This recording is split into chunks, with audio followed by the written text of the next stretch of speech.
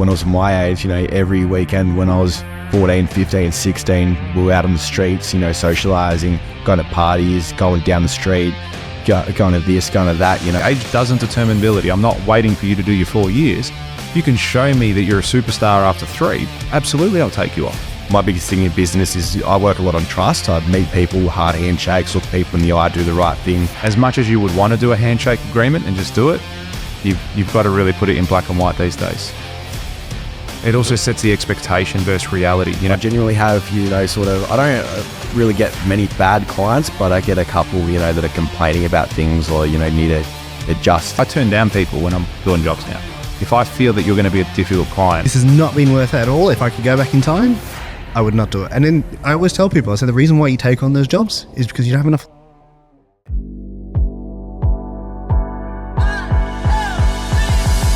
Ladies and gentlemen, we're joined by a special guest. You might have heard a different voice.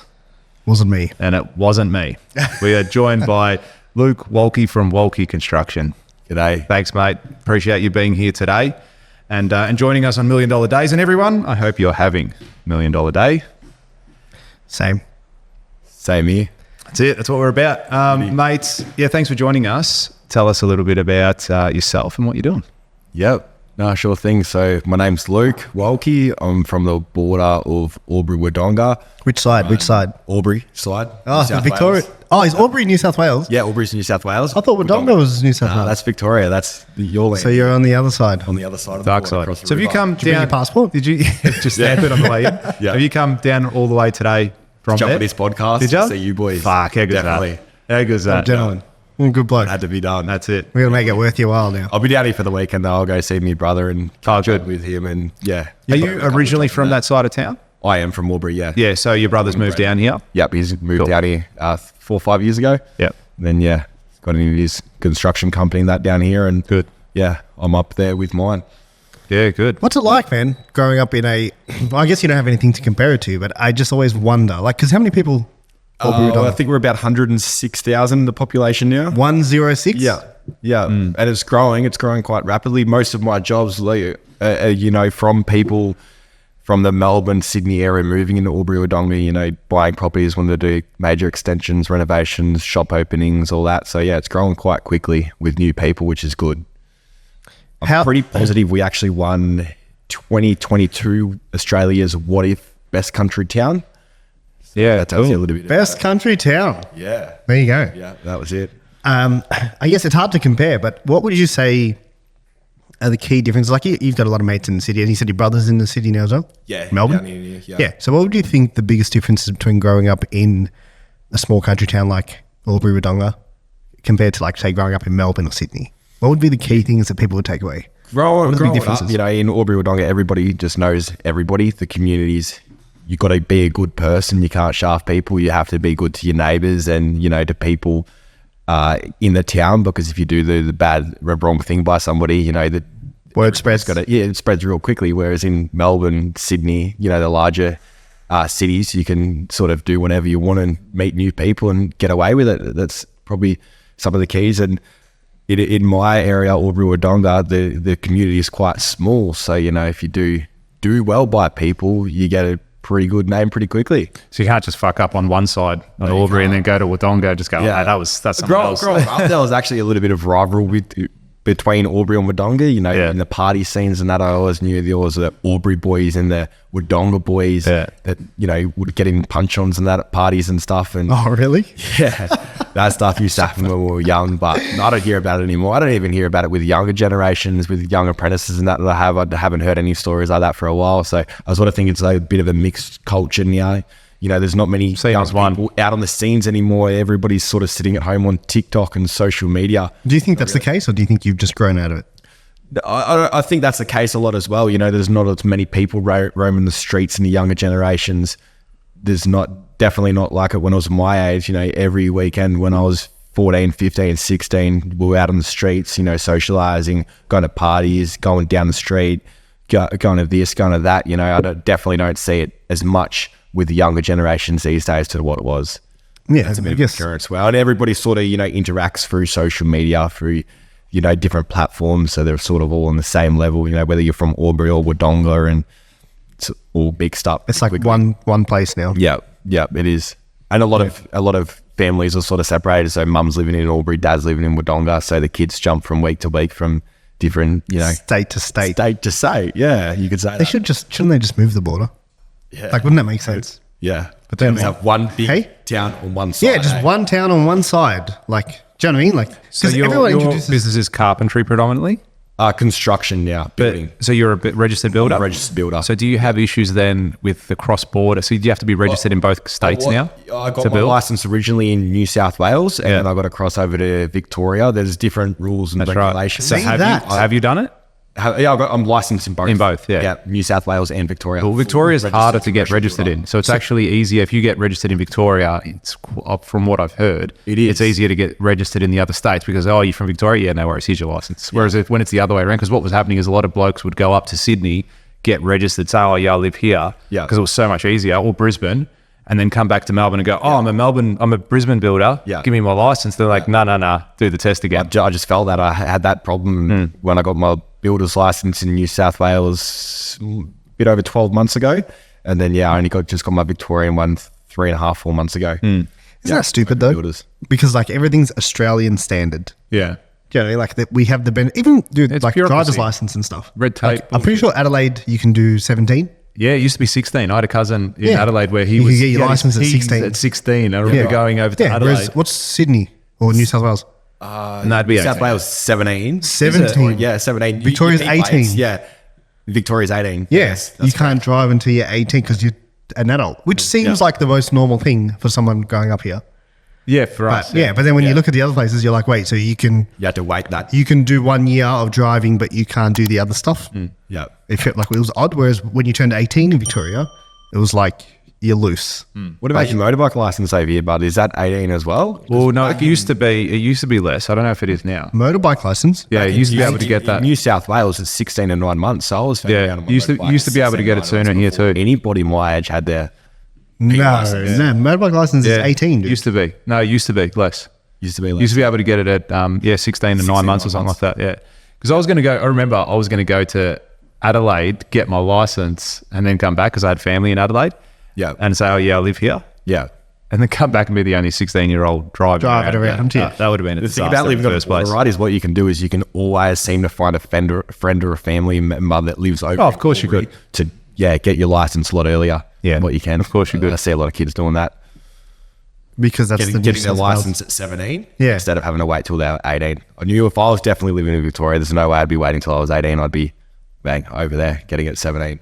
So have you still got a carpentry crew? Yeah, I still got a carpentry crew. I sort of try and call them builders because we manage the jobs from start to finish. Yeah. But I got So how many people are you employing now? I got 11 on the books. Yep, including office and a draftsman. Good. And then a couple of subbies that come in and chop us out, pretty well full Wherever you time. need. Yeah, whenever we need. Yeah, that's good. And just use the other companies like the electricians. Yeah, well, plumbers, 11 mouths to all that. feed every single week. That's definitely something that's That'll drive you. Yeah, 100%. You can't take a rest day. I can't muck around. You gotta keep moving. I've got to make sure that pays in there to pay wages. Yeah. Yeah, 100%. What's been your biggest challenge to date in business? Wait, firstly, how long have you been in business? Yeah, I've been in business for 6 years. Okay. Heading on 7 since I was 19. Now 26. Okay, so you started your business quite early. That's very young. So pretty much did you... How are you? Were you qualified? Yeah, qualified when I was 19. Really? So you started when your did you start? apprenticeship when you were like 15? I started when I would have been 16, yeah. Yeah, okay. In fact, So you got off in 3 years. You got the... Yeah, you got I got qualified a in little 3 bit years. younger than 3 years, actually. I worked very hard for my boss and got up in the roles, and I punched my TAFE work out in my own time a fair bit. So, yeah, I was... Well, a little bit that's the younger. thing, right? It was about 2 years and 9 months. Yeah. Well, that's the You thing, got qualified I in? got qualified in 2 Fuck, years and 9 months. Jesus. That's good. And if any youngsters listening to this podcast, which is sure there's heaps, Yes. why wouldn't they? It's the place to fucking be if you want to get silly. something, get Be somewhere in silly your not life. Age doesn't determine ability. And that's a perfect example of it. I often get apprentices or people saying, I want to do more, Look, cool. I will promote you. Absolutely. Age doesn't determine ability. I'm not waiting for you to do your 4 years. If you can show me that you're a superstar after 3, absolutely, I'll take you off. I had an apprentice a few years back crack the shits at me because I wasn't signing him off after 3 years. And then I said, okay, cool, come to my office. I dropped some plans onto his in front of him. I said, show me the mistakes. Yeah. And he just looked at me with a blank face. I go, that's why you're not qualified. Yeah. All right. Exactly. That's why you're not qualified. You can't even interpret plans and how to build it. If I need to be able to leave you alone on a site and you go out and build that thing. Don't call me. Don't call me and ask me, where's this wall go? How does this beam work? Yeah. You need to figure that out. You're fully qualified. The other thing is, if I qualify you and then you leave me and then everyone says, oh, he got his apprenticeship under George and he's got no fucking idea what he's doing, that also looks bad on me too. Yeah, it's a reflection back to you. That's right. So I look at it from the perspective of, no, if you are qualified, yes, you will be qualified and you will do what you need to do. So anyone listening out there, age doesn't determine ability in all aspects. And if that was the case, if age did determine ability, there'd be thousands of builders out there that are better than me, and they're simply not. Yeah. So that's good that you worked really hard. And then most people would have probably stayed in the role, especially at your age, at 19. They probably would have stayed and been a carpenter for a few years. Did you like working with your boss? Yeah, I did. The reason why I finished up working with my boss is because I had an opportunity to go to Gold Coast. My best mate that I was living with said, Volks, I'm leaving to go to Gold Coast. Yeah.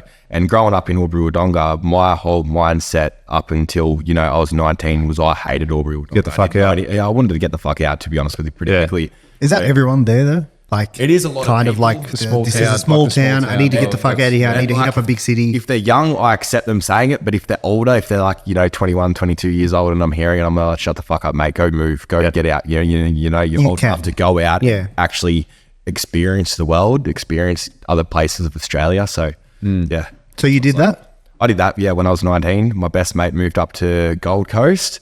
We were living we had a house in Coomera, and I packed up my stuff and pretty well gave me boss 6-7 weeks notice. I was able to get, work out with him that if I gave him that time, I'd get signed off, and then moved up to Gold Coast and started as a carpenter up there.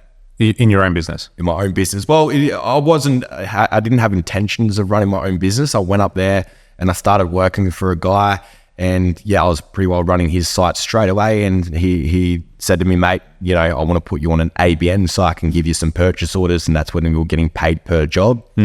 So I was pretty well got pushed into straight being on ABN.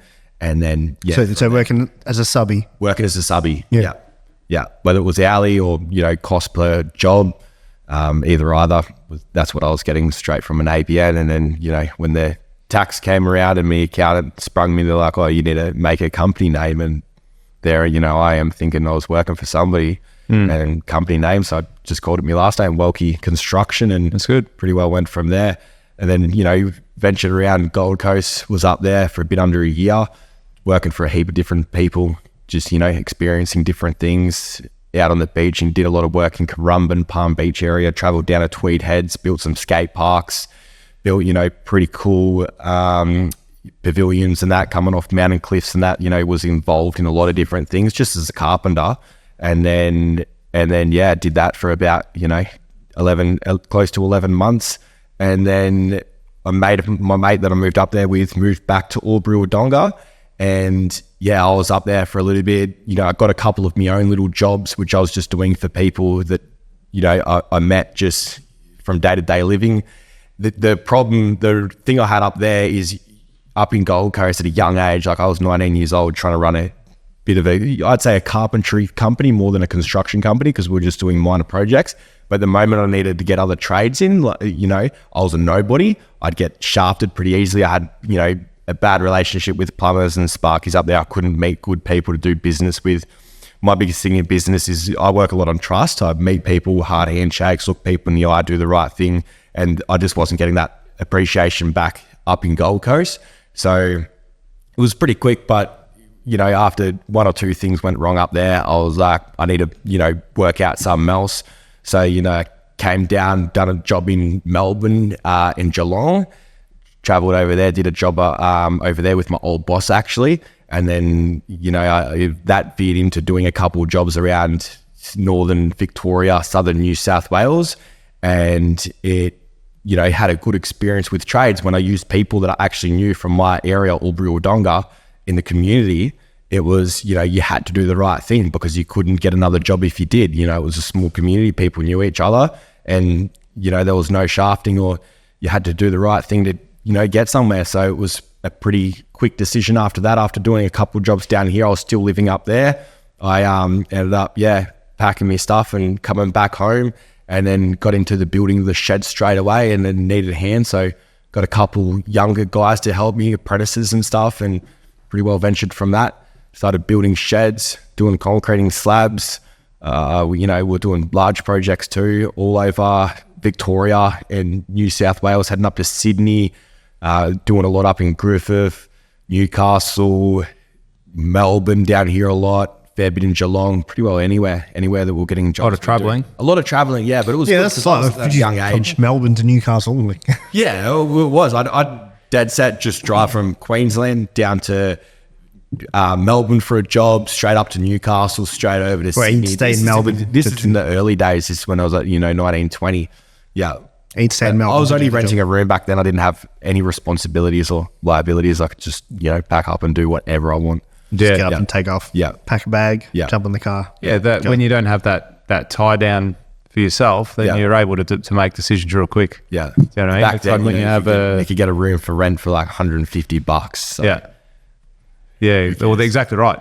Yeah, even if you stayed at a hotel, whatever it is, you can always find somewhere pretty accommodating. Yeah. And pretty cheap. Yeah. Yeah, that's excellent. Well, it's good that you had that experience to travel around, and now you've settled back down in Albury-Wodonga. Yeah. And that's your home base now. That's where your general operations out of. Yeah, it is. I have settled down. We do a fair bit of other work away, up in Griffith and, down here in Melbourne, not as much as what I'd like to, but, wherever I sort of get the jobs, do a little bit in. How far is it? What's the drive? 3 hours. 3 Three. Yeah, 3 hours, So- 15 minutes. Your boys don't mind traveling down if you want a job down here? Nah, they'd go with a heartbeat. Would they also- especially the bigger cities, try to get them away to Griffith or one of the smaller towns. Yeah. Not so much. I want to get down here and wait for the weekend. Well, do you pay for their accommodation whilst you're down? Yeah, I whilst they're do. down here too? So you'll factor that into your project too? Yeah. Yeah, no, that's it. Accommodation, food allowances, meal allowances. Yeah. Yeah, works out pretty good. Plus, when they're away, I let them, do 12, 14-hour days so they get the overtime, get, 60, 70-hour weeks in. Yeah, well, they can smash the job out too. Yeah. So for us, we love that as a builder because we'd come in and be like, finish the job for us, Yeah. move on, get on to the next thing. It's all time. Exactly right. Yeah. You're holding up the Yeah, next person. You can. Yeah. Yeah, exactly. What was the biggest thing, I guess, so old country town values, right? Like Yeah. you walk in, handshake, stare in the eye, and you can tell, okay, cool, this person's not going to go and do the wrong thing by me. I guess people in big cities can be a little bit more shady, right? Or they can Exactly probably right, get away yeah. with it a little bit easier Yeah. because... But you'll also get people like that, I think, in the country towns too. Do you know what I mean? I think you're still going to get that wherever you go. And I think, unfortunately, gone are the days where you can do that anymore. I've got a client now, right? We signed a really big job up with him a few weeks back. And we're building his home, dream home. The guy's a gentleman. And he looked at me and said, same thing. George, I shake someone's hand. That's my word is my bond. And I genuinely feel that we could have built this job off of a handshake. Right? I genuinely believe that. And this is a $4.5 million home. So I go, yeah, cool, no worries. The fact of the matter remains, you still need a contract in place.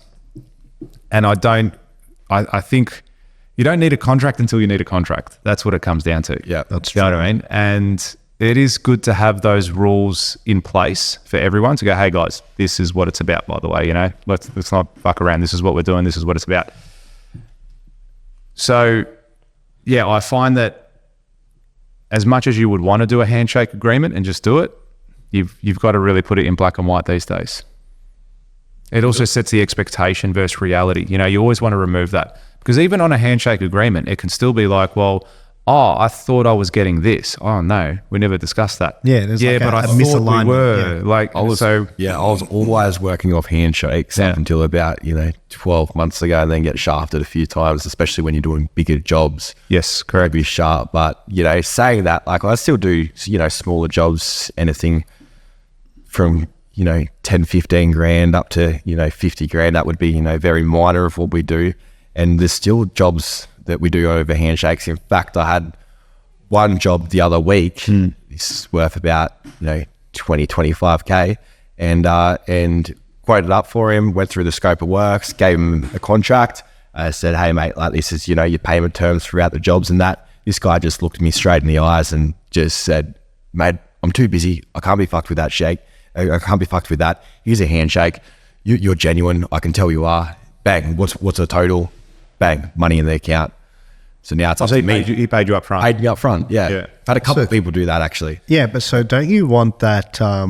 What? Like, isn't the contract to protect you against the? Oh, but I thought I was getting this and this and this. As well. You give him a scope of works. So then I emailed a scope of works with the receipt of the payment that he sent me. I said, "Hey mate, just confirming this is a receipt of the scope of works you gave me. Let's go ahead with it." I feel like that you'd have more to say about that, George. I would never. Yeah, I don't care what the value of the work is. Yeah. It just removes anything, because as much as he's like, yeah, I'm too busy, and I'm busy too. I would love to do everything on it. If I could do everything on a handshake, you wouldn't see anyone employed in this office. Yeah. Do you know what I mean? Correct. No one would be working for me. What Yeah. for? I can just shake everyone's hand and get the job done. Yeah. I don't need to do contracts. I don't need to worry about anything. Whereas I've seen it happen too many times where, and even between a subcontractor and a builder, or a client and builder for sure, but even with subbies, we will put together a scope of work and then they'll go, whatever. Didn't presume this was meant. This wasn't supposed to be this. This wasn't supposed to be that. No, it's there. I've written it in the contract. Like we've written it in the scope of work. But also what it does is it helps get accurate pricing too. Because when I send a scope of works to the contract, let's say it's to a carpenter, I'll tell him, you need to allow for the timber paneling ceiling on the ceiling. Whereas he might look at it and just do frame lock up fix and not worry about that. He thinks, I thought that was specialized. I thought someone else was doing it. So then that way you get proper apples for apples comparison when you're tendering it out and getting multiple prices coming through. But also, I just hate that conversation when someone comes up to me and says, I didn't do this. Yeah. Or I didn't allow for this. And I'm like, well, it's not because I hate the uncomfortableness of it. It's wasting time. Now I have to go, okay, well, fuck, let's open up the drawings. Let's open up the scope of works. Let's get it priced up. Let's negotiate. And then it has that flow and effect. Like I've got a subby that he did some work for us, and he just kept putting variation after variation after variation. I'm like, what the fuck are you doing?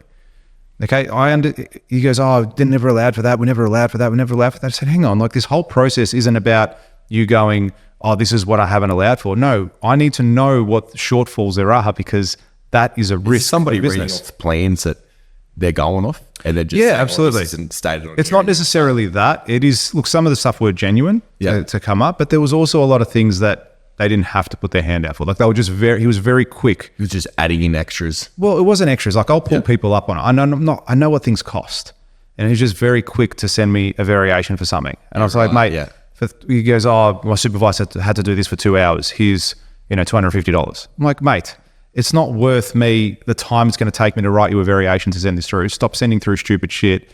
Your contract's worth $800,000, and you're sending me a $250 variation. Yeah. Like this is stupid. It is stupid, but the guys do that. Yeah. And that puts me off, even though it's only $250, it doesn't break the bank either way. Do you feel But little things like that, it's just time consuming. Like as I said, I've said it in previous episodes, I'm massive on my time now. And when that happens, you're wasting my time. Even if it's not directly me, you're wasting the time of the guys I'm paying to do that. So this is where that process I think needs to be in place, where it's a really clear line in the sand. This is what I'm doing. This is what it's for. Yeah. And still deliver on your product and your promise and everything you're saying. But I believe in this day and age, you're crazy not to.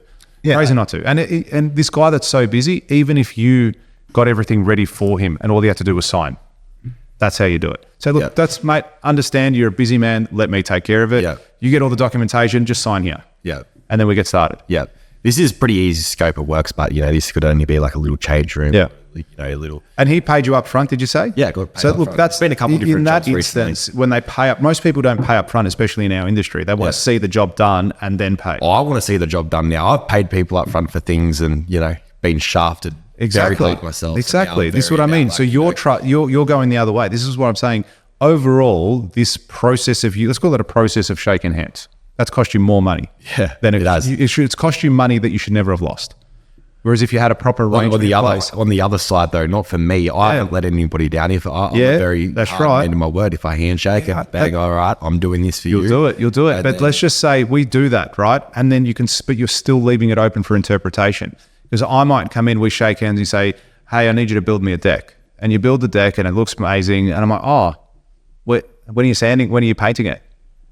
And you're like, oh, I don't do that. I said, are you serious, man? For 25 grand, you're not painting it. I had this other guy that was going to paint it for 25 grand. That's why I thought you were doing that. It's like, no, I sent you the scope of works. Yeah, man, I'm fucking too busy to read that. You know what I mean? That's what happens. Yeah. But that's what happens. And as much as we both had good intentions, one party then leaves feeling a little bit shitty. Yeah, Oh, even if you man, get away, worry. even if you get away with it, it still leaves a bad taste. All right, how much is it going to paint? How much is it going to cost me to paint? You go, $2.5 grand. Fuck, all right, here.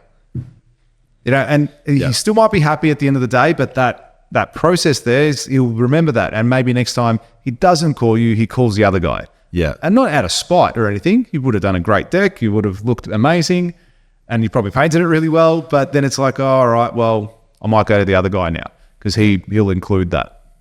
So, as I said, I'm always a big believer these days that you just got to have everything in writing, everything above board, no verbal conversations. Like even when we're building as well for our clients, I've literally got it in my contracts. We don't accept verbal conversations. If you tell my site manager, hey, I want a new light in this room, or can you put 3 extra downlights in this room, but you don't put it in writing to the office, to the relevant person.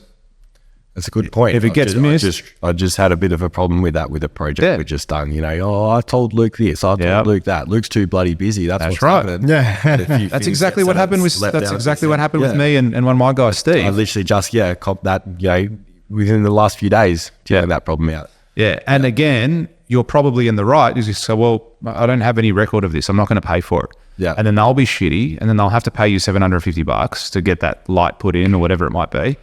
And then there's that disconnect. And then that's where the rapport starts to be chipped away, because every client is always amazing at the beginning of the job. Everyone's happy. They're excited. Let's go. Can't wait. You're amazing. Can't wait to build with you. And then you go through that process, especially if they've never been through it before, because building isn't a stress-free project. Yeah. Too many moving parts. Yeah, there's so many, and we can deal with it, right? Like the guys always come into my office, like, oh, they've got a problem. I've got this, and whatever. What is it? Oh, it's this. Okay, just do it like that. Oh, it's going to cost $500. I'm like, you walking into my office and talking to me for more than 3 minutes is costing me $500. All right? Just fucking get it done. Yeah. We can handle that because we do it day in, day out. Whereas a client, when they have to come up with this problem, oh, the door's in the wrong spot. Oh my God, you've ruined my room. The feng shui is not going to work anymore. My whole light's ruined. My fan, this is embarrassing. I have to go left instead of right. Oh my God. Just knock a couple studs out, put the door in the right spot. Problem solved. Easy, yeah. But for them, it's a stressful process. So that's the thing with construction. And when you can help nurture and guide them and show them that, no, this is the process that we've got to go through. This is how we do everything. You'll find you get a much better quality client. And they tend to be a little bit happier at the end of the job. It is. I believe construction is a very difficult game to be in, but it's a very, very rewarding game, isn't it? There's always a lot of things going wrong, but there's always a lot of things going smooth. In fact, I just recently had an occurrence with a mate of mine who is a builder and, runs a bit of a construction company himself. And he's got one project on the go, right? He had one project on the go, right? And he had a couple guys working for him, and he had a bad experience with this one client. And that's, 100% of his work with one bad client. Yeah. And that's the mind, when you think about it, or the mindset of that, you're like, fuck, everything that I'm doing is wrong. Whereas the way I look at it is with me and my guys, we got 11 on the books plus subbies, we generally have 13, 14 jobs on the go. If there's a couple bathroom renos and a few smaller jobs, it can be anywhere from up to 16 or 17. But say if I got 15 jobs on the go, I generally have, I don't really get many bad clients, but I get a couple, that are complaining about things or, need to adjust things or, this and that. And it can't affect me because I've always got, minimum 10 that are super stoked with their projects, the way they're running. So I look at it like the more you can do and the more people you can keep happy will outweigh a couple bad people that, come through and try and give you a bit of a hard time for it. Yeah, they'll always exist. Bad clients that's what I learned in business. Not all clients are good. Like when we've had this conversation before, I think it's in every industry. Yeah, 100% of it. Every single. I'm not talking about clients complaining in a bad way. Like if they've got Or shit going wrong. If shit's going wrong, 100%, I'm meaning that. But if somebody's being unfair or they're giving you a really bad attitude, attitude is the worst thing. There's clients that I say, hey mate, I don't want to speak to you anymore. You make my day terrible every time I speak to you. Let's go through email. You'd have to do that a few times, would you? I've been through the worst of it. Oh, I've done that. I'm doing that now. I never used to. You said it to someone? I've had to say it to people. Yeah, I've had to say, mate, like we're here to do the job. Let's do things through email. You're a very draining person to speak to, and let's work this out for emails because whatever you say doesn't get through their head, and you got to do things the thorough way. But that's just everything in life, man. Like there's always that person you know what I mean? There's always that one person who wants more. I was talking to a guy the other day, and I go to him. He wanted a different. He wasn't happy with the price we put forward, and I said, "Do you want more or do you want to pay less?" And he's like, "I want both." I said, "That's how it works." Like, do you know what I mean? We can't do that. And there's always, whatever you work, there's always going to be someone who either wants you to do more or they want to pay less. Do you know what I mean? And you just, I think it comes down to your ability to handle those clients or choose not to work with them. Yeah. We have a pretty regimented screening process. Like I turn down people when I'm doing jobs now. If I feel that you're going to be a difficult client, dude, it's never worth the outcome. Yeah. Like the headache you go through, you're like, this job wasn't worth it. Yeah, the money we made is not worth it. You've done my fucking face in. Yeah. And it's like, this has not been worth it at all. If I could go back in time, I would not do it. And then I always tell people, I say the reason why you take on those jobs is because you don't have enough leads. And that's the thing. That's right. Yeah, that's the thing. Because if you got options, I'm turning down jobs. I'm giving people jobs that we just can't get to. Talking about that with clients, I just recently had this experience about 6 or 7 months ago. I was doing this big deck extension. The scope of works was 110 grand. That's quite big for a deck. Absolutely, it's quite an expensive deck. It was a big deck with nice big handrail off the ground. Had plans and everything sorted. She paid a deposit, and from the time she paid the deposit to the starting of her job, she was phone calls that were harassing or annoying some of the guys that I sent around there to sort of check a couple of measurements, and that they were like, well, this lady's hard to deal with, and especially if it's coming from your staff. That's the worst thing that you can do. I don't mind if they're a little bit hard to deal with me, or they want to get me in the office and they want to speak directly about a scope of works. But if it's coming from the team at the very start of the job, I'm like, nah, no way. I had this lady's money in my bank account, I had money sitting there. So I was like, nah, all right, team, we're not dealing with this. Yep. I called up the lady. I said, hey, thank you for the first process with your job. But, look, we're not a good match to each other. What I need you to do is I need you to send me your bank details and I'm going to transfer the money back in your account. Good. And that happened. Yeah, good. You're completely right with that. And we've even got it in our contracts as well, where I've written it in there now that clients, that they need to respect the working hours of all employees. Like you can only make contact for all our employees between the hours of 7 and 5:30 p.m. every single Monday to Friday. That's it. Any contact outside of those hours are emergencies only. All right. And even then, what's an emergency? Oh, my house is on fire. Why are you calling me? Call the fire brigade. I'm not coming there with a bucket. Yeah. All right. Get your shit together. Yeah. So it's about coming back to what you said a little bit earlier with the bad clients. There's also a process of pre-framing them so they understand the process as well. Like a lot of people would say, oh, wow, like I didn't know. No one's ever told me not to call them outside of hours. They see their builder like, oh, well, I can call you any single time I want. Hang on, no. Do you call your accountant at 10 p.m.? Do you call your barber at 10 p.m.? Do you call your kid's teacher, you know what I mean, at 10 p.m. or 9 p.m. or send them abusive messages? Of course not. Then there's a barrier here. Don't cross it. And I find that whenever that happens, when you have that conversation really early on in the piece and set the boundaries with payments, with communication, with all of these things, and they sign it, well, then it's a rule. Like it's subconsciously they go, well, I have to obey the rules. If I don't, there's consequences. And I applaud you for doing that and giving her the money back, because I'm sure in a $120,000 deck, there was some decent margin in that.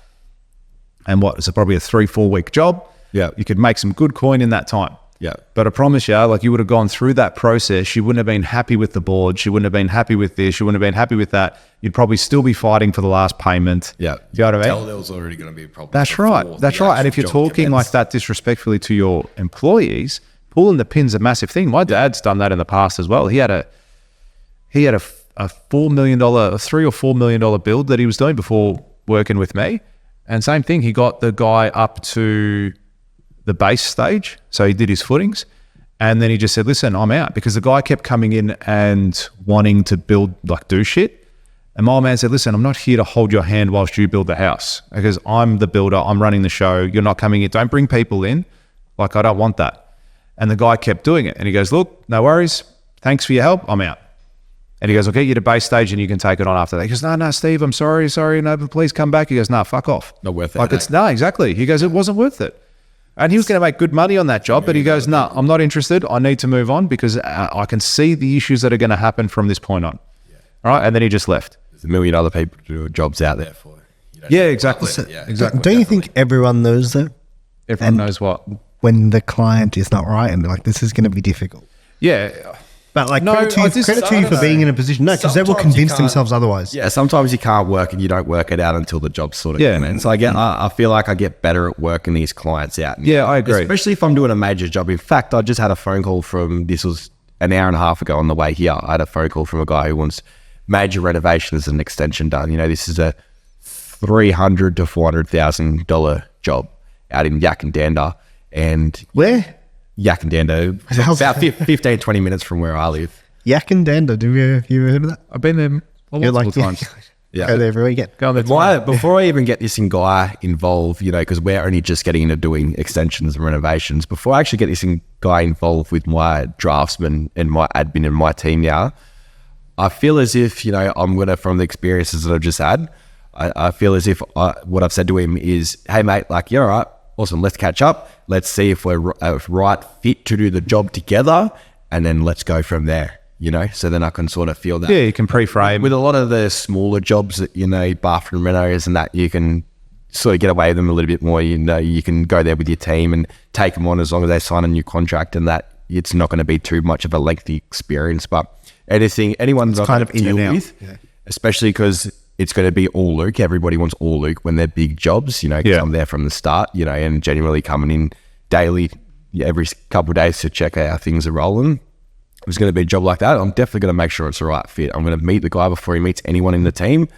And the first things are, if he looks in the eyes, he's honest and he shakes your hand hard, let's go to the next step. That's your qualifying process, huh? It's part of it. It's a big thing, part of it. You know, I feel like honesty, and I feel like, you know, genuine people are what I want to be involved in. So it's part of my, you know, first couple steps of doing it. Yeah. Yeah, without a doubt, it's something, and it's good that you've got a process in. I think for you, it's just a matter of elaborating on that a little bit more. Because there's going to be a lot of people, there's going to be a lot of people that'll shake your hand, look at you straight in the eye and lie to your face. Yeah. There'll be a lot of people like that you'll come across. And it's okay now. You're doing the $100,000 jobs, the $50,000 jobs, but when you do the $2.2 million job and they look at you and they smile at you, and they say, thank you, appreciate you, and then they rob you blind. A lot more things that can go wrong with them, hey? Well, it's not that those bigger problems, it's not more money, more problems aspect. It's just a bigger liability. That's right. That's right. And then if you have just gone on the basis, well, I shake people's hands, I do the right thing. I love this saying. It's like being angry at a lion for eating you because you didn't eat it. Yeah. Do you know what I mean? Yeah, right. Yeah. That's a good saying. But it's so true. Like, I'm angry at the lion. Why? Because it ate me. I'm like, why? Well, I didn't eat it. Yeah. I like hearing what you have to say. You're very protected of yourself and of your time. Have to be. Of the company. And look, that's I only still say a big that thing that I'm working out as I'm going. Yeah, I only say that from experience. Yeah. You know, I've been doing this for a little bit longer than you now. And I look at that and I go, I was of the same mindset. No, I'm going to do the right thing by customer's always right. You've heard the saying, customer's always right. Yeah. You know, that's part of the saying. That's what they say, yeah. It's part of, do you know what the second part of that is? Customer's always right. No, what is The it? customer's always right in matters of taste. Matters of All right? taste. So if you want, that's how the saying goes. If your client wants pink floors and orange ceilings, absolutely, I can do that for you. But if your client tells you, no, you need to paint the floor with a demo saw. You know what I mean? Like, it's like, what? No, you're not right. So the customer's always right is just that part of the saying is just an excuse for people to treat an owner badly, a business owner badly or an employee badly. No, it's bullshit. The customer isn't always right. It matters of taste. If you want something a certain way, yeah, absolutely, we can do that. But if you're coming in telling me how to run my business, acting disrespectfully, not fulfilling your obligations, then no, you're not right. And that's what I look at it as these days, because I've been burnt on projects in the past because I do the right thing, but they don't. Yeah. It happens more often than not, unfortunately. Yeah. And then as the builder, you get the bad rap. Yeah. Dodgy builder, as they say in this country. Yeah. But when you start to protect yourself more so, you end up attracting the right people. And that's what I found too, because I was going through that process where we had like 5 shit clients in a row. It's like, where did you all come from? And they're all COVID clients too, all the ones during COVID. So whether they went crazy over COVID themselves, which is probably a contributing factor. I think some people lost their mind during that time, and construction was really difficult during that time. And they ended up going crazy. But now I look at all of my clients, they're fantastic human beings. But that's been a result of the screening process that I've taken to ensure I'm working with the right people. Structured, you've been able to set up to sort of guide them 100%. From the first consultation till the signing the contract. That's right. That whole process is massive. Okay, yeah.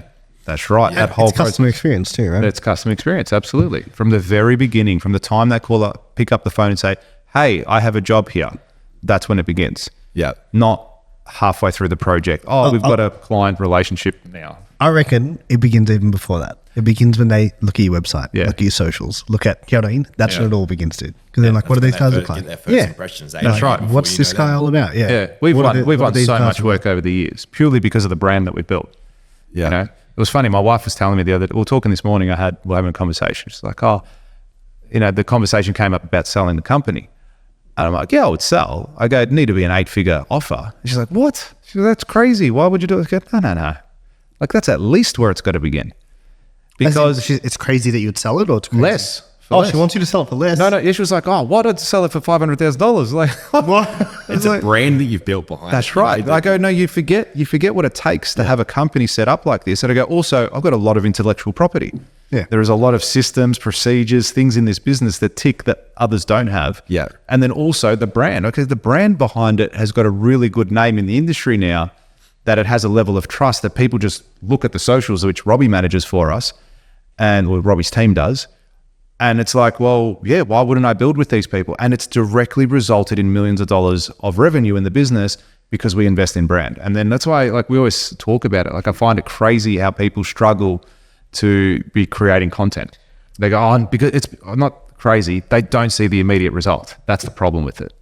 They want to post a video, it go viral, and then 43 people call them up and sign contracts that night. Yeah, that's like wanting to do sit-ups and then get up and you got a six-pack. And it's like, exactly. That's not how this game works. Yeah. That's not as, but you're right, brand equity, man. I think you can't put a dollar sign on that, right? Yeah, with the social media stuff, I was very fortunate with that. When I feel like I was in that generation, that 26 years old, back when I was 19, 20, social media was, the Instagram and then the Snapchat, that it was sort of just coming out then. It hadn't been around forever. There wasn't many young people on it. Everybody was sort of getting introduced to it and that. And it was that at that timing when I started using Instagram and stuff and doing work, having pride in what I did. I used a lot of it. I posted a lot of stories all the time, posted this, posted that. And when I came up in Gold Coast, I seen other construction companies in the area, on social media, same as Geelong and Melbourne. But back in Albury, I don't remember seeing one construction company on Instagram back, 6-7 years ago. And that's a big thing about what I've built my business off, coming back to a country town, going on social media, posting stories, posting posts, doing all that stuff. And it built a lot. Now I don't think there is a construction company in Albury without social media. It's grown that quickly. Yeah, you're finding a lot more people are doing it now. They are, yeah. Absolutely. Yeah. And this has been a trend going for quite some time, I think. And you're even seeing it too. You're getting a lot more people inquiring about the content and the creation and everything you're doing because they're starting to realize that it's a decent thing. Yeah. And something that they need to be continuously doing. I was doing it all myself for a long time. I was taking the videos, making all the reels. That's fine. doing It's posts. like you should be. Look, I still do it today. I'll do a post if I need to do something, for sure. Yeah, I get a little bit slack on them. I've got to do posts a fair bit more than what I do. But yeah, with the construction company stuff, I don't really, because when I'm involved in the construction, I've got a lot of things to do. So I sort of try and delegate that part of it out. But yeah, personal branding wise and that.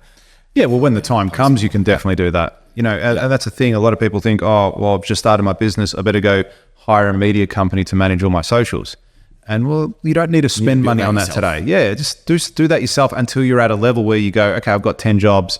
I'm going to spend $1,000 a month on someone managing my socials. Yeah, I don't have time. I never in don't a have position time to- anymore. I was Yeah. never in a position to pay somebody to do my social media. That's so, totally fine. Yeah, 12 months ago, I'd say. That's it. Doing it all myself, getting them out there. It's good. Well, it's push-ups at the end of the day, as you said. Like, you got to do the work to get the results there. Definitely, yeah. Yeah.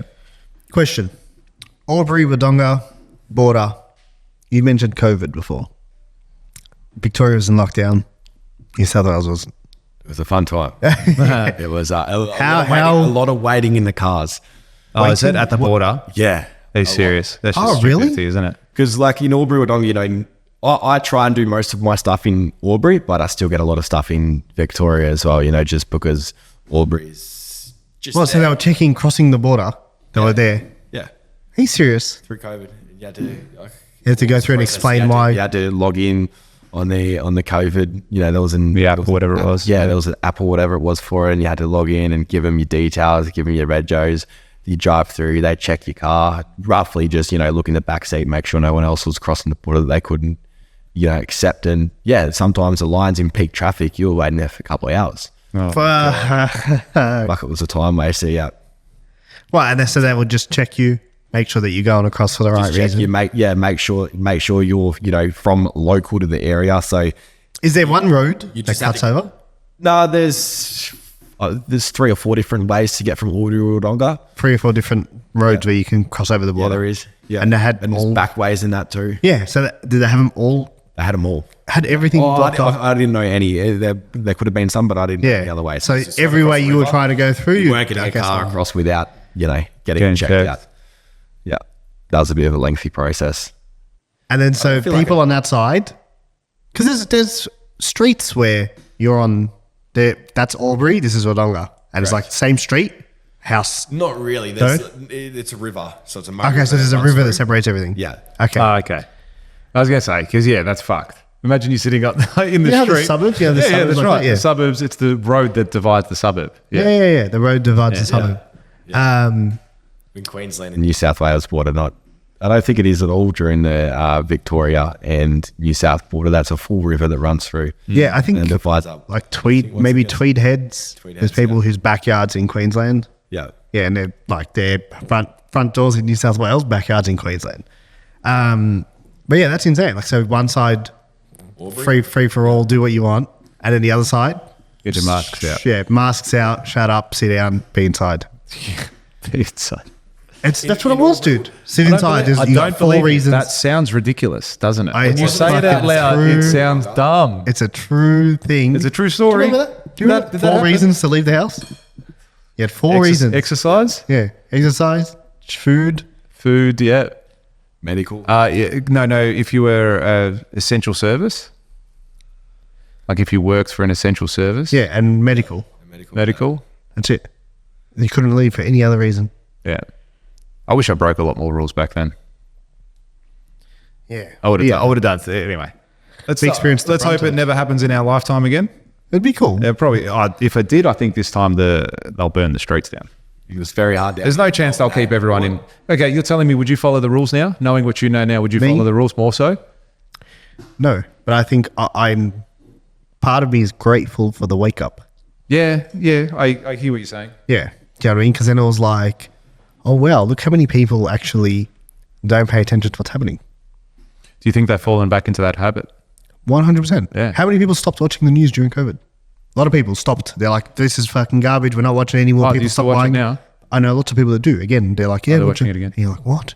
I never used to watch the news. I've stopped watching the news for probably a decade. Yeah, same. I don't. I don't pay any attention to the news at all. Mainstream It's rubbish. media. Yeah, it's rubbish. It's garbage, dude. Rubbish. If you're listening, channel 7, 9, and 10, you're rubbish. Yeah. All of you. CNN, Faces.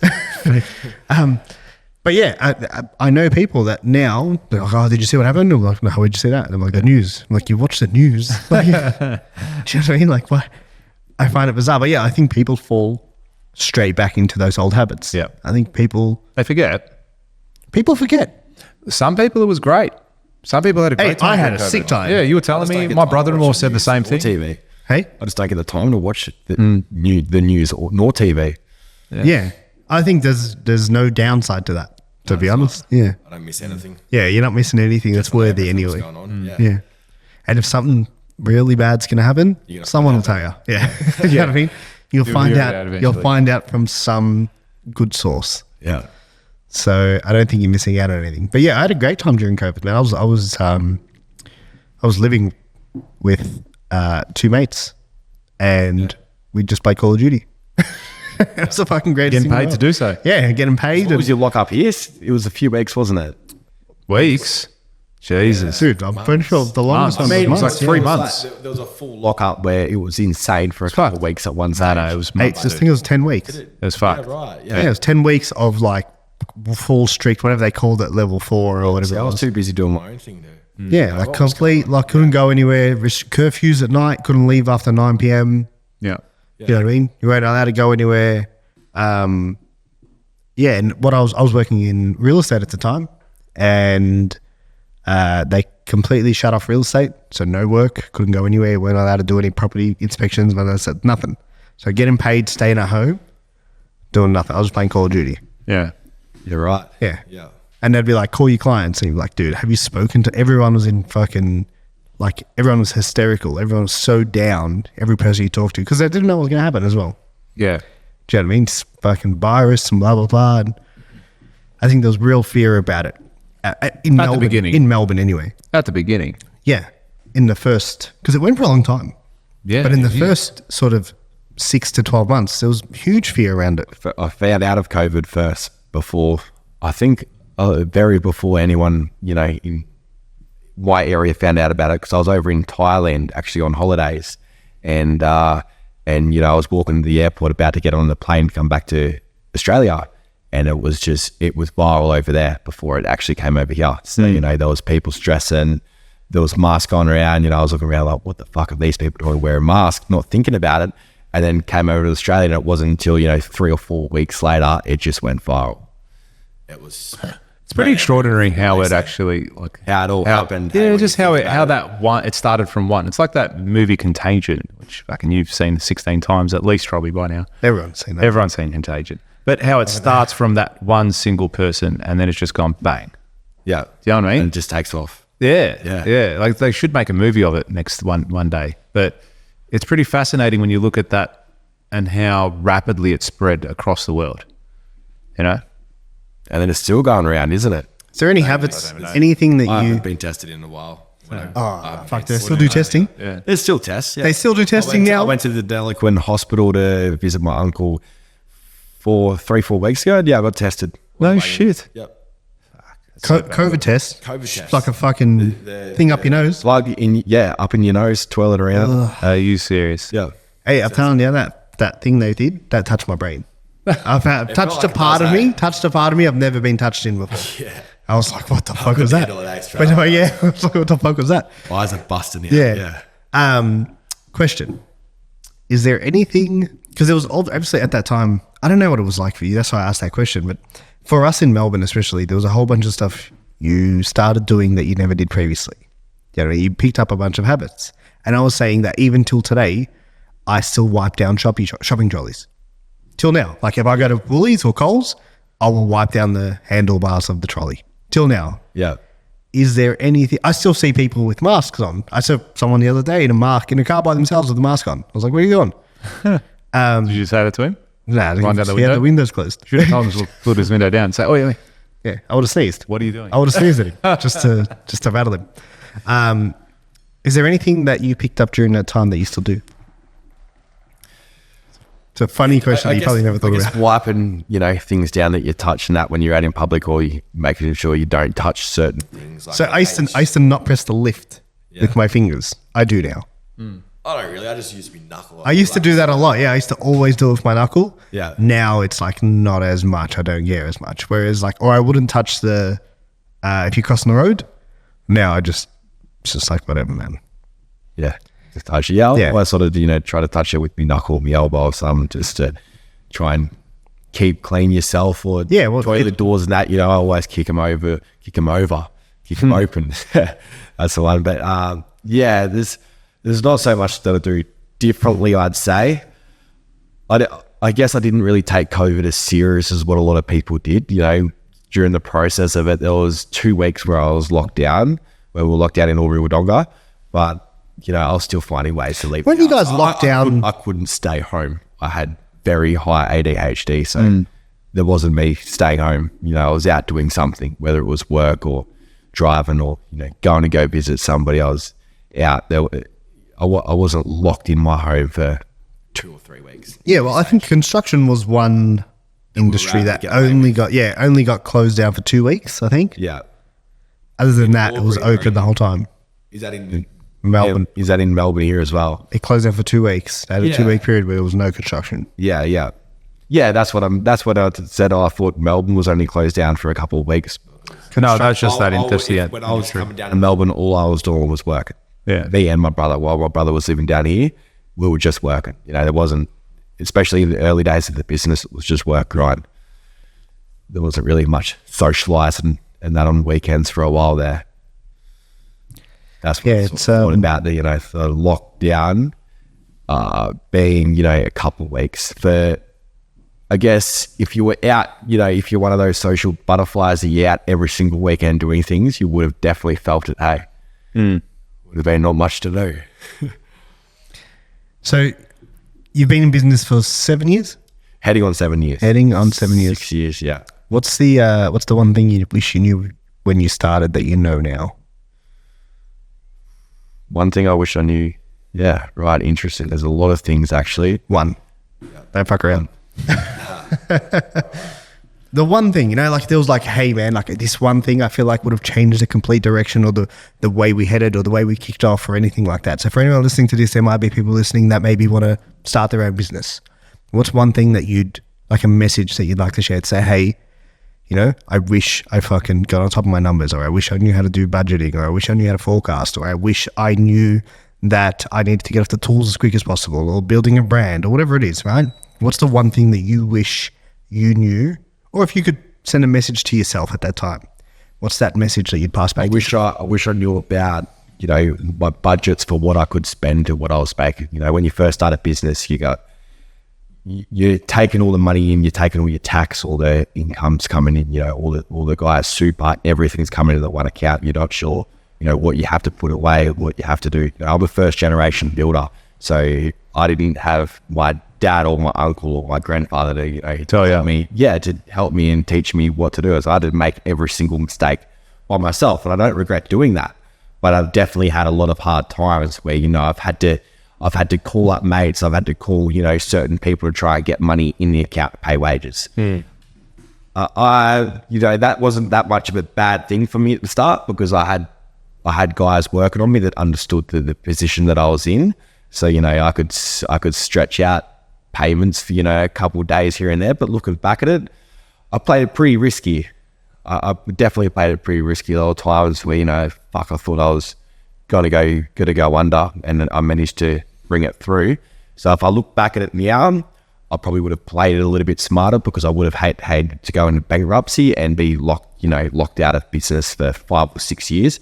That's probably the biggest thing. The rest of everything that I knew, I sort of just learned everything from mistakes. Like I said, I've made every single mistake you can think of in my business. Don't say that, yeah. And that's how to learn. What other way is there to do it? And, going out and got some mentoring, some training, that has helped a lot with the business and growing things. Try and, when you pay for advice, you try and pay to not make the mistakes that other people have made. And how have you found that? So as far as going out there and getting and seeking someone to help you out in business, do you think that was going through that experience? Do you think that has helped you in your journey of being a business owner? It has, because you only know what you know. There's a lot that business people don't know. And the thing about being a business person is usually you see a lot of people that get into business and then they got a high ego and they think, because they're comparing themselves in their community of people that work for somebody and then they've gone out and created a business. Their ego is high. They don't want to get help. They just think they know everything because they've been able to create the business. It's complete opposite. If I could go back, I would have got, a little bit of mentoring, a little bit of advice, definitely a lot earlier than what I did. Just wouldn't have made so many mistakes, because when I talk about mistakes, I'm talking about, 10, 15, 20, 100 grand losses just from mistakes that I've made. You can save yourself a lot of time, effort and heartache. You can, and money by getting some advice early on in your business, really at any stage of your business. The right advice will always pay for itself. It does. Yeah. Where to for the future? What are your aspirations now? So you're 7 years in, coming into 7 years. Yeah. What are the next 3 years going to look like for you coming into 10 years of operation? I'm still working a lot of that out. There's still a lot of things that I want to do. There's a lot of commercial projects and residential, but I believe I want to be a commercial and residential building specialist. Yep. I just want to purely work for good people. I want to try and create that platform, whereas going commercial and residential, I can, choose my client base, have people come and say, yep, we're a good fit, we're not a good fit, and then just do good by the community by that. I believe a big thing in the leadership for everybody that, is involved. I want to create the best possible careers for everybody who's involved in my company, and that's what I'm going to work on. And I'm still a few people that say to me, Luke, you need to niche down in what you do. You need to find commercial or residential. I don't know. Most of our jobs go pretty smooth. I've got pretty good guys on. I've got very experienced guys on. I've got guys that know more about construction than I do. Yeah, working for me. It's good. So it gives us that leverage to do both commercial and residential. The thing I like about commercial is the pressure behind you. You get the time frame and then you're like, fuck, I've got to do this. I've got to, work this Saturday, Sunday. I've got, I don't have time to muck around. You're looking at your contract. If you blow out, you could cost yourself $5-6 grand a day, so you got to be. Yeah, but if you make it early, you could make yourself $5-6 grand a day. You can, but there's also the pressure that's on there. There's a lot of things that can go wrong with commercial. I sort of like that. The thing I like about doing residential is I get to help a lot of people out that I know. I get to do a lot of bathroom renovations, decks, pergolas. For a lot of people, home extensions, we haven't done a home extension yet underneath our license, but we're about to start to double stories. So I'm super, super excited for that. And we'll do them, and it's going to be a lot of working them out as you go, but I know they're going to be good because I'll put every single bit of energy I have, and I've got the right guys beside me. So we'll get them done and work them out as we go, but it's going to be a very good process. And with the commercial side of things, still got a lot of commercial jobs happening. Just won a job on the way here as well, actually, a big BP refurb. So very excited for that. So that's going to be commencing, while one of these double story jobs are commencing. I'll have two different guys on two different jobs that run them, and then the team just jump in between, and then me just, making sure everything's just running smooth. In the next couple of years of that, I believe we'll be doing very large extensions and renovations, and just keep the commercial jobs rolling over as well. That's excellent. It's hard to sort of say exactly where I'm going to be, but it's all right. You got to have that vision of where you want to go and what direction, you want to do. Yeah, because you can work towards that. Got a goal. I do know I want to be, in the tens to hundreds of millions of dollars in a revenue construction company doing major bridges construction wise. Yeah, a bit more civil stuff. Yeah, a lot down the future. But for now, I'm just having fun, just enjoying the process, just taking jobs as they come, taking them seriously and getting them done. That's excellent. Well, look, we've enjoyed watching your journey over the years as well. So it's good to see you going from win to win, and part of the reason why we wanted to get you on that podcast as well. So thanks for making the travel all the way down from I appreciate it, from the border to come spend some time with us today. If people wanted to reach out with you, have a chat, get in touch, what's the best way for them to do so? Yeah, so I got an Instagram. It's just Luke Welkie. They'll drop a link here, so give that a follow. Fucking dropping links as well. You're going to edit this video. You're going to do the video too? You guys are going to do it. Hey? We'll sort it out for you. There's Wesley. Hey, construction company, Wolki Construction. So jump on there, give it a follow, and watch the journey. I'd love to hear from you. Send us a message if you like. And if you want to follow $1 Million Days on social media, you can just look at the link. No, it's actually over here. All right. It's going to be there, just up here. We're going to get the team to put it up there. Do you know what else people could do? What could they do? Are you sure you don't know? I'm not sure. I think You wouldn't know. I don't know. I feel like I know. It's feel like we haven't done a podcast in a while, so you probably don't. You've probably forgotten. I might be But rusty. let me help remind you so you can remind others. And that is to subscribe. That is to subscribe to this podcast, telling all your friends, especially Your mother. your mother. Tell your mother, get her on board, get her to listen to the podcast, share it with everyone. Luke, thank you very much for coming down today, mate. Appreciate it. And mate, look forward to watching the journey. And yeah, let's get you back in a couple of years' time when you're building some sick bridges. Then we have a real story to go on. Thank you a lot. Cheers, mate. Appreciate Thank it. you. Awesome. Thanks, guys. Thanks, guys.